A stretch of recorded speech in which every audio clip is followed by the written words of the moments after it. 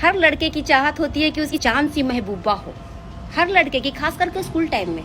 ऐसे ही एक लड़का था, रवि यादव था। क्या वो आज भी है? गौर से सुनिएगा मेरी बात को, आप लोगों को काम आने वाला है। आज भी है वो। उनकी चाहत थी कि उनकी चांद सी महबूबा हो, एकदम स्वीट हो, क्यूट हो, ऑसम हो, गोल मटोल हो, लोग देखे तो देखते रह जाए। लेकिन कोई भी लड़की उनको भाव नहीं देती थी, कोई भी लड़की उनको लाइक नहीं करती थी, क्योंकि वो एकदम गरीब थे, बहुत गरीब थे। और गरीब के साथ साथ वो बदसूरत भी थे। और आज की डेट में लड़कियों को आपसे दो चीज चाहिए, या तो पैसा या तो शकल, वरना निकल। यार ये दिल दे के कोई किसी से प्यार नहीं करता, कोई भी नहीं। वही हाल रवि का था। किसी तरह स्कूल कंप्लीट किए, कॉलेज गए। कॉलेज में गए तो वहां भी बहुत सारी लड़कियां थी, लेकिन कोई भाव ना दे। रवि के सारे फ्रेंड की बहुत सारी गर्लफ्रेंड थी, सबके पास गर्लफ्रेंड है, लेकिन रवि के पास नहीं है। बेचारा भगवान को कहता, भगवान बस एक गर्लफ्रेंड दे दो, फिर आपसे कभी कुछ नहीं मांगूंगा, कुछ भी नहीं, एक गर्लफ्रेंड। तभी उसकी लाइफ में एक लड़की आई, एकदम साधारण, सिंपल, नॉर्मल लड़की। रवि सोचा कि ना मिलने से अच्छा है कि कोई मिल रही है ना। दोनों बातचीत शुरू किए, बातचीत करते करते दोनों का प्यार बढ़ता गया, आसमान छूता गया प्यार। फिर दोनों कुछ साल बाद शादी कर लिए। शादी करने के बाद, गौर से सुनिएगा, शादी करने के बाद उसके घर में एक बहुत प्यारी सी बेटी आई। रवि अपनी बेटी का नाम प्यार से कोमल रखा, कोमल यादव। कोमल बहुत ही स्वीट थी, बहुत ही क्यूट थी। रवि अपनी बेटी से बहुत प्यार करता था। इस दुनिया में उसको अपनी बेटी से ज्यादा प्यार किसी से नहीं था। दो जिस्म एक जान थे। बेटी को इतना सा भी प्रॉब्लम आए तो रवि की जान निकलती थी। लेकिन रवि आज भी गरीब था और रवि के सपने आज भी अधूरे थे चांद सी महबूबा की। आज भी वो चाहत रखता है कि उसकी चांद सी महबूबा हो। तभी उसकी लाइफ में एक लड़की आई, एकदम चांद सी महबूबा।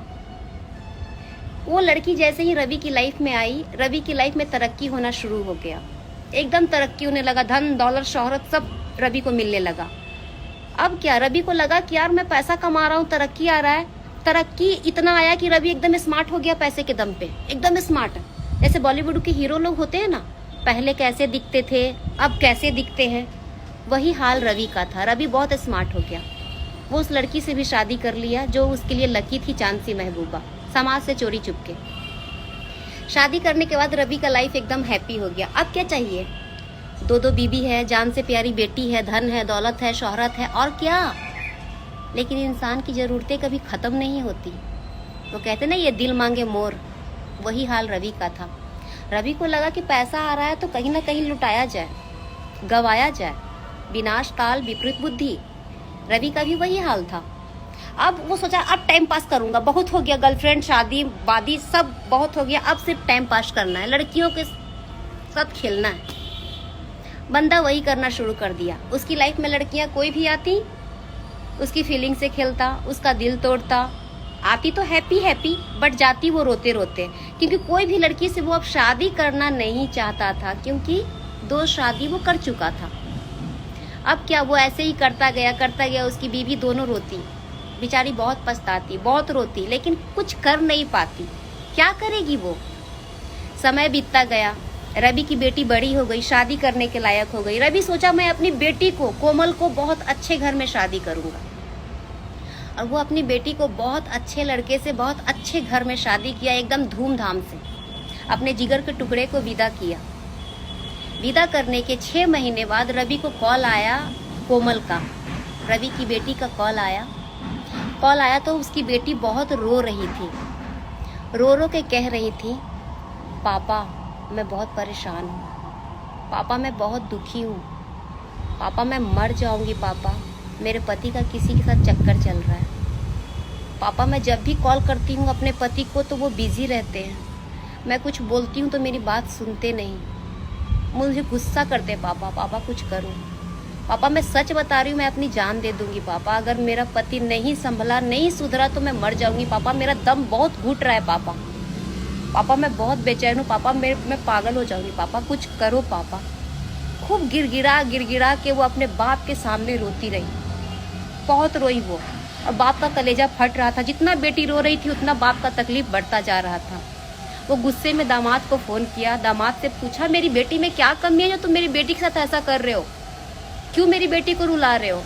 दामाद ने कहा खाली दिमाग शैतान का होता है, बेटी को बोलो काम में ध्यान दे, मैं अपना काम कर रहा हूँ, सक्की है आपकी बेटी। कोमल यादव अपने पति को बहुत समझाने की कोशिश की, बहुत बहुत कोशिश की, लेकिन वो अपनी हरकत से बाज नहीं आया। कोमल छत से कूद के अपना जान दे दी। जान देने के बाद वो मरी नहीं, लेकिन वो जिंदा भी नहीं रही, क्योंकि उसके सर में बहुत ज़्यादा चोट लगने की वजह से वो कोमा में चली गई। ना तो वो कुछ बोल सकती थी, ना तो वो चल सकती थी, ना तो वो बैठ सकती थी, सिर्फ और सिर्फ देख सकती थी और रो सकती थी, और उसमें कुछ नहीं था। ससुराल वाले उसको छोड़ दिए। 5 साल तक रवि अपनी बेटी की सेवा किया, 5 साल तक। कोमल यादव मेरी बहुत अच्छी सहेली थी। अभी अभी कोरोना में उसकी मौत हुई है।